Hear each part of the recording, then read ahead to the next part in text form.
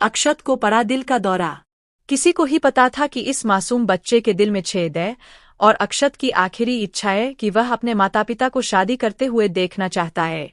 मंगल लक्ष्मी की कहानी एक अनोखे मोड़ पर आ चुकी है, जहां पर सोमिया का किस्सा तो लगभग खत्म हो चुका है, लेकिन दूसरी ही तरफ मंगल और अदित का सबसे प्यारा बेटा अक्षत के दिल में छेद मिला है, और अक्षत की बीमारी अब लास्ट स्टेज पर आ चुकी है।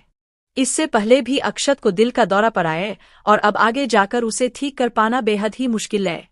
डॉक्टर्स ने तो अपने हाथ ऊपर कर दिए, लेकिन मंगल और अदित ने अभी तक हार नहीं मानी। मंगल ने कई सारे डॉक्टरों से अपॉइंटमेंट बुक करवाए हैं ताकि वह अपने छोटे बेटे को बचा सके। साथ ही मंगल और अदित ने निर्णय लिया है कि अब वे अपने जीवन का ज्यादातर समय अक्षत के साथ बिताएंगे, और अदित ने तो अक्षत को वादा भी कर दिया है कि जो भी चीजें अक्षत कहेगा वह सारी चीजें अदित कर लेगा। और अक्षत यहाँ पर अपने पिता से कह देता है कि वह यह चाहता है कि उसके माता और पिता वापस से शादी कर लें और एक हो जाएं। तो अब क्या करेगी मंगल? क्या करेगा अदित? आखिर ये पूरी कहानी क्या है? आइए जानते हैं आज के एपिसोड में। तो बिना किसी वक्त गवाए चलिए मंगल लक्ष्मी के लेटेस्ट एपिसोड का रिकैप शुरू करते हैं। कहानी की शुरुआत होती है मंगल से। मंगल इस वक्त तक सभी लोगों को समझा रही होती है कि इन सारी चीजों में सोमिया की गलती है, लेकिन उसके पेट में पल रहे उस मासूम सी जान की गलती नहीं है। इसलिए हम सोमिया के कारण उसकी जिंदगी बर्बाद नहीं कर सकते। एक बार सोमिया की डिलीवरी हो जाए, उसके बाद हम देखेंगे कि सोमिया का क्या करना है, लेकिन उससे पहले सोमिया को इसी घर में रखना होगा। अदित भी इन सारी चीजों के लिए मान जाता है। मंगल कहती है कि अम्मा, अब तुम हमारे घर में लौट आई हो ना, हमें दीपक जलाकर माता रानी का शुक्रिया अदा करना चाहिए। उसी वक्त कुसुम कहती है कि हाँ मंगल, तुमने बिल्कुल सही कहा, क्योंकि आज का दिन हमारे लिए दिवाली से कम नहीं है। आज दीपक भी जलेगा और हमारे घर में माता रानी की महाआरती भी होगी, क्योंकि आज हमें ऐसा लग रहा है कि हमें और हमारे पूरे परिवार को एक नई जिंदगी मिली है, और वह नई जिंदगी तुमने दी है मंगल, तुमने। उसके बाद हम देखते हैं कि सभी के जाने के बाद कुसुम अदित को रोक लेती है। कुसुम अदित से कहती है कि देखा अदित, जब तुम हमें छोड़कर चले गए थे तो हमें और किसी ने नहीं बल्कि मंगल ने बचाया है। मंगल हमें हमारे घर में वापस लेकर आई।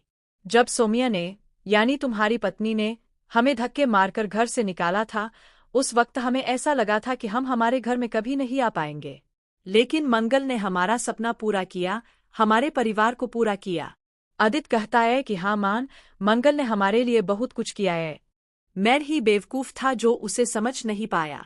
कुसुम कहती है कि अभी भी देर नहीं हुई है अदित, यह माता रानी का इशारा है।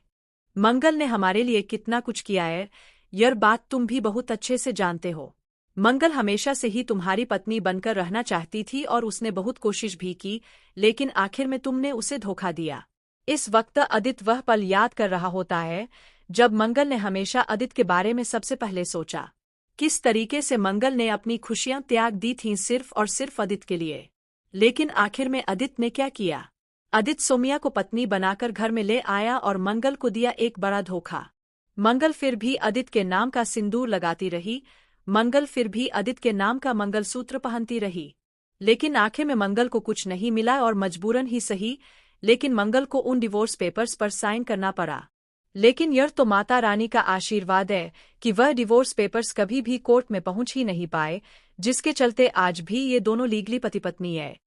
कुसुम का कहना सिर्फ इतना था कि अदित एक बार मंगल को वापस से मौका दे दे, अदित एक बार मंगल से माफी मांगे और उसके बाद अपने नए जीवन को वापस से शुरू करें, और इस बार मंगल के साथ। इस वक्त तक अदित गहरी सोच में पड़ जाता है। कुसुम कहती है कि हम तुम पर दबाव नहीं डाल रहे थे, तुम्हारी जैसी इच्छा तुम वैसा करना। हमारा कहना सिर्फ तुम्हें समझाने का था, क्योंकि हम तुम्हारा और मंगल का, दोनों का ही भला चाहते हैं। हम हमारे परिवार का भला चाहते हैं। इतना कहकर कुसुम वहां से चली जाती है। खैर, अगले ही पल हम देखते हैं कि कुसुम मंगल को आरती के लिए बुलाती है। सभी लोग वहां खड़े होते हैं। कुसुम मंगल से कहती है कि मंगल, आज के दिन दिया था। ये सारी चीजें सोमिया देख रही होती है और सोमिया तड़प रही होती है, लेकिन वह कुछ कर नहीं सकती, क्योंकि ये सारी चीजें उसी के कारण हुई है।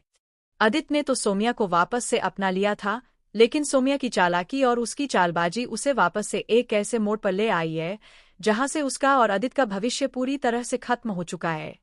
लेकिन अगर हम सोमिया का इतिहास देखें तो कुछ कह नहीं सकते, क्योंकि यह औरत कभी भी कुछ भी कर सकती है। हो सकता है कि यह कुछ ऐसा काम कर दे जिससे आदित्य वापस से मंगल से नफरत करने लगे। भले ही वह सोमिया से प्यार न करे, लेकिन वह मंगल से भी नफरत करने लगे। खैर, कुछ पलों के बाद हम देखते हैं कि कुसुम मंगल को बुलाती है और मंगल के सामने रोने लगती है। मंगल कहती है कि अम्मा, आप रो क्यों रही है? अब तो सब कुछ सही हो गया है ना? अब हम वापस से हमारे घर में आ गए हैं। जो भी परेशानियां हमें थीं, वो सारी अब सुलझ चुकी है।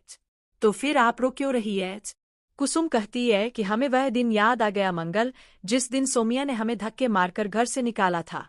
हमें हमारे ही घर से बेघर कर दिया था। हमने कभी नहीं सोचा था कि ऐसा हमारे साथ होगा, क्योंकि हमने और सुदेश जी ने बहुत मेहनत से इस घर को बनाया था। बाद में हमने वह घर आदित्य के नाम कर दिया। हमने कभी नहीं सोचा था कि हम इस घर से बेघर हो जाएंगे। लेकिन तुमने जो कहा था ना मंगल, वो सच हो गया।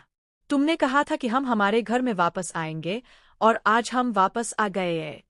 ये आंसू इस बात के नहीं है कि हम घर वापस आ गए हैं, बल्कि ये आंसू हमें इस बात की याद दिला रहे हैं कि तुम हो तो हमारा घर है, तुम हो तो हमारा परिवार है। हम भले ही छोटे से घर में रहें, लेकिन अगर तुम हमारे साथ रहोगी तो हमें लगेगा कि हम महल में रह रहे हैं, स्वर्ग में रह रहे हैं। इस वक्त तक कुसुम के साथ साथ मंगल भी बहुत ज्यादा इमोशन हो जाती है। कुछ ही पलों बाद हम देखते हैं कि ईशाना, शांति, अक्षत और नील मिलकर अपने ही घर में एक बड़ी पार्टी रखते हैं। और यह पार्टी होती है अपने ही घर में अपनी ही वेलकम पार्टी। सभी लोग मिलकर इस पार्टी को एंजॉय करते हैं, लेकिन इस पार्टी का शोर कहीं न कहीं सोमिया को चुभ रहा होता है। सोमिया अपने कान बंद करती है, अपने आंसू बहाती है, अपना सिर पटकती है, लेकिन वह लाचार होती है, क्योंकि वह कुछ कर नहीं सकती। सभी लोग इस जीत को बहुत अच्छे से सेलिब्रेट करते हैं और पूरे परिवार के फोटो भी क्लिक करते हैं। कुछ समय बाद पार्टी खत्म हो जाती है और सभी लोग खाना खाकर अपने अपने काम में लग जाते हैं। उसी वक्त आदित्य मंगल के पास आता है और कहता है कि मंगल, मुझे तुमसे कुछ जरूरी बात करनी है। मंगल कहती है कि हार, कहिए ना अक्षत के पापा, आपको क्या कहना है? आदित्य कहता है कि मंगल, ऐसे नहीं, मुझे तुमसे अकेले में बात करनी है। फिर आदित्य मंगल को कोने में ले जाता है और उससे माफी मांगता है। लेकिन उससे पहले आदित्य मंगल का शुक्रिया अदा करता है, क्योंकि आज मंगल के कारण यह घर वापस मिल पाया है। मंगल कहती है कि सभी लोग मुझे शुक्रिया ही अदा कर रहे हैं, लेकिन यह घर मेरा भी तो घर है। यह घर मेरे बच्चों का घर है। आखिर मैं कैसे इस घर को अपने बच्चों से दूर कर सकती हूँ? इसीलिए मैंने साम, दाम, दंड, भेद सब कुछ अपनाया, ताकि यह घर वापस से मेरे बच्चों और मेरे परिवार को मिल सके। आदित्य कहता है कि इसके लिए मैं तुम्हारा जिंदगी भर आभारी रहूंगा। साथ ही मंगल, मैं तुमसे माफी मांगना चाहता हूँ, क्योंकि मैं तुम्हें समझ नहीं पाया। मैंने तुम्हें समझने में हमेशा गलती की है। मंगल इस वक्त तक समझ नहीं पाती कि आदित्य कहना क्या चाहता है, लेकिन आखिर में आदित्य कह देता है कि मंगल, क्या तुम मुझे माफ कर पाओगी? क्या हम वापस से नई जिंदगी की शुरुआत कर सकते हैं? यह सुनकर मंगल के पांव तले जमीन खिसक जाती है, क्योंकि उसने कभी आदित्य से ऐसी उम्मीद नहीं की थी। लेकिन इस वक्त आदित्य बदल चुका होता है। आदित्य जवाब मांगता है, लेकिन मंगल चुप रहती है और कहती है कि अक्षत के पापा, मुझे थोड़ा समय चाहिए। उसी वक्त ईशाना दौड़ती हुई आती है और चिल्लाकर कहती है कि मम्मा, वो अक्षत। मंगल पूछती है कि क्या हुआ अक्षत को? आदित्य और मंगल दोनों भागते हुए अक्षत के पास जाते हैं, जहां अक्षत बेहोश पड़ा होता है। मंगल उसे उठाने की कोशिश करती है, लेकिन वह नहीं उठता, जैसे कोई बड़ा हादसा हो गया हो। मंगल और आदित्य तुरंत अक्षत को अस्पताल ले जाते हैं। डॉक्टर जांच में काफी समय लगाते हैं। परेशान मंगल डॉक्टर से पूछती है कि इतना समय क्यों लग गया? डॉक्टर कहते हैं कि पहले आप शांति से बैठिए, आपके बेटे को दिल का दौरा पड़ा है। यह सुनकर मंगल और आदित्य के पांव तले जमीन खिसक जाती है। मंगल करती है कि यह कैसे हो सकता है? वह तो इतना छोटा बच्चा है। डॉक्टर कहते हैं कि आपके बेटे के दिल में छेद है, वह भी लास्ट स्टेज पर, और उसे लंबे समय तक बचा पाना बेहद मुश्किल है। अगर उसे जिंदा रखना है तो जल्द से जल्द सर्जरी करनी होगी, और तब तक उसे स्ट्रेस, टेंशन और भागदौड़ से दूर रखना होगा। इतना कहकर डॉक्टर अक्षत को डिस्चार्ज कर देते हैं। आदित्य अक्षत को उठाकर घर लाता है, जहां कुसुम सबसे पहले पूछती है कि क्या हुआ अक्षत को। इससे पहले मंगल कुछ कहे, आदित्य सबको झूठ बता देता है कि अक्षत को बस चक्कर आ गए थे। इसी के साथ यह खूबसूरत एपिसोड यही समाप्त होता है। आपको यह रिकैप कैसा लगा, कमेंट सेक्शन में जरूर बताना। मैं मिलता हूँ आप सभी से किसी नेक्स्ट इंटरेस्टिंग वीडियो में। तब तक के लिए गुड बाय।